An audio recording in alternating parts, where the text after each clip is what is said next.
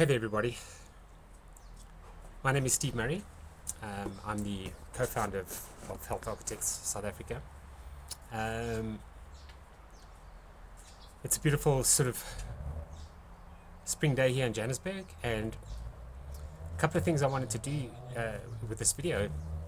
The first one is to welcome all of the new members that we've got in the group. We are super excited about how fast the group is growing, and we can't wait to meet as many of you as we can. The other thing I wanted to do was to almost, I suppose, create a framework, if you will, for how we approach chronic disease management, and specifically, the metabolic diseases that where we as a team have particular interest. And I've been doing this for more than 30 years. And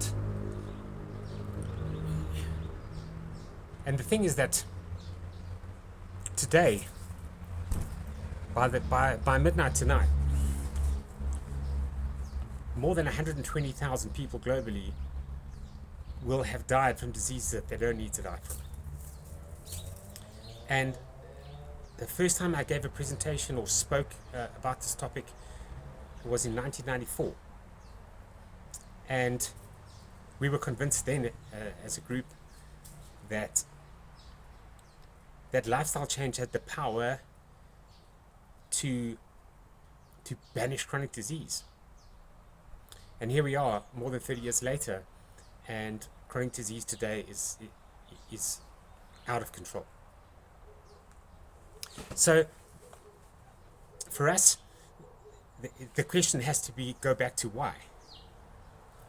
Why is that the case? Because if I had to poll this group of people and ask you to tell me 5 things that you would need to do in order to attain good health, maintain good health, manage the risk factors for chronic disease, or even reverse chronic disease, I bet you that the vast majority of you will get right.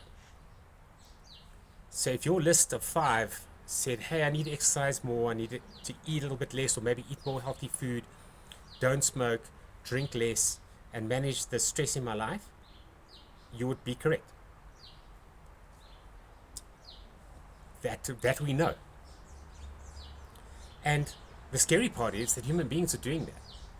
I'll post up some statistics of, billions of dollars spent globally on health club memberships. The global weight loss and weight management industry valued at over $192 billion. So human beings are doing stuff. But whatever it is that we're doing is not working. And so that comes back to why. It was Einstein who said if he had 60 minutes to change the world, he'd spend 59 minutes making sure we're solving the right problem, 1 minute executing it. And I think we're in the same boat today with chronic disease. And I think we've got it fundamentally wrong because we've gone straight, we know the how and the what. But the why, we haven't really thought through. And for that reason, and particularly in healthcare, we say, well, we've even got names for it. We call it gluttony and sloth.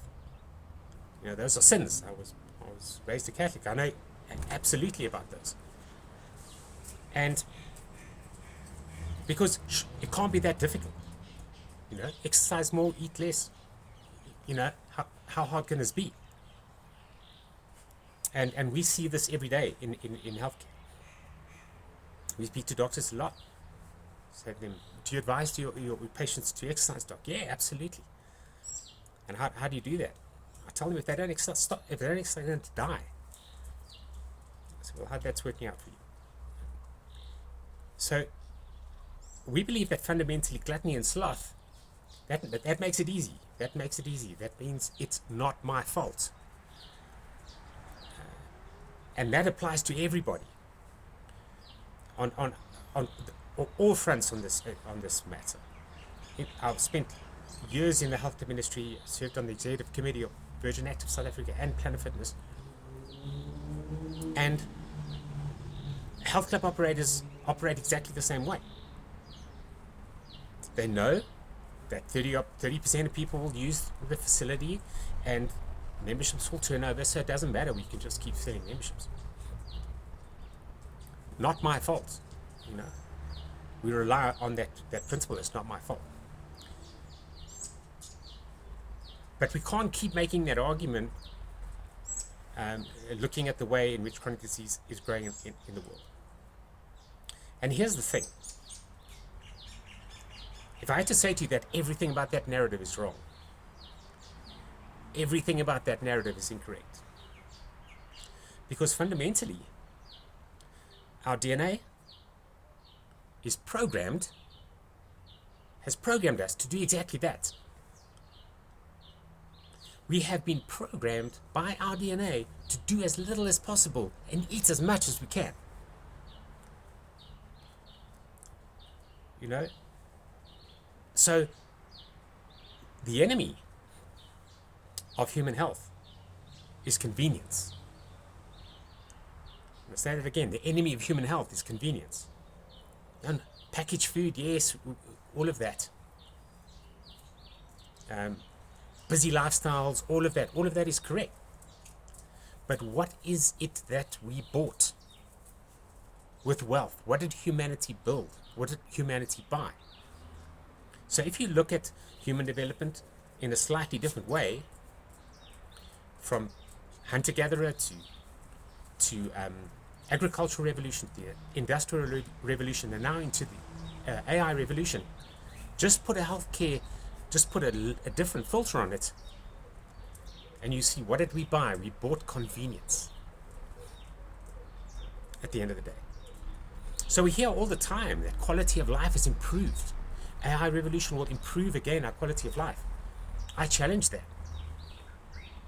It won't improve our quality of life at all. What it is improve is our access to convenience. And that is the enemy.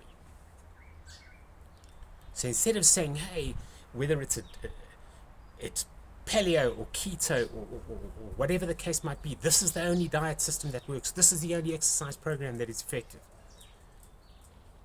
We've got to look differently. We've got to say convenience is the enemy. The enemy lies within us. We are fundamentally at war with our own DNA.